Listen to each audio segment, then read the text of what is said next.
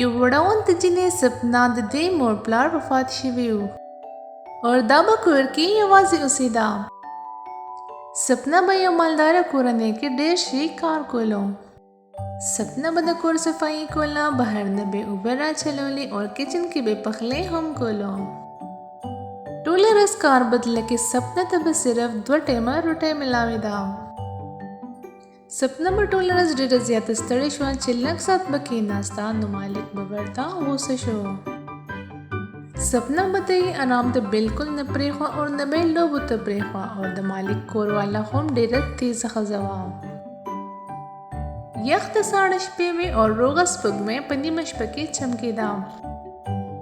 په نیمه شپه مالک کورواله سپنا بهر ولېږله چې ته لاړه شه او ما له بهر نه اوبه راوړه. سپنا چې اوبو پسې تله نو دا په لاره ډېره یېرېده او د دې ډېر زیات ساړه هم کېدو.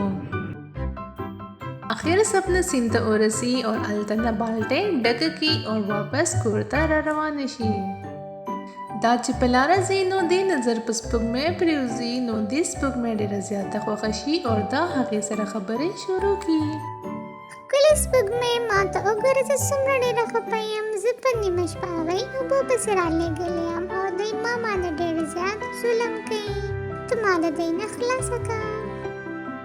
سپوږمۍ چې څنګه د دې فریاد واورېدو هغه ښکته راکوز شوه او د هلک په شکل دې ته مخې ته ودرېده او دې سپوږمۍ ښکلې صفا سوتره سپینې کپړې اچولې وې او لږ ساعت پس د سپوږمۍ رور نور هم راکوز شو او هغه زیړې کپړې اچولې وې.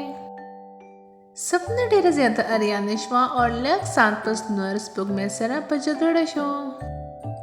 سپنا ډېره زیاته پریشانه ده. زه دې پسې راغلی یم، دا به زه اوس ځان سره بوځم او زه خو ستا د مشر یم، ړومبی حق زما جوړېږي. سپوږمۍ نور له جواب ورکړو، ستاسو خبره بالکل ټیک ده، تاسو زما مشران یې، خو اوس دې ټایمې خو شپه ده که نه او د شپې خو صرف زما راج چلی او سپنا خو صرف زما نه مدد غوښتی و. د لحاظه تاسو کوشش وکړئ چې ما سره نور مزید بحث مه کوئ او سپنا به زه ځان سره بوځم.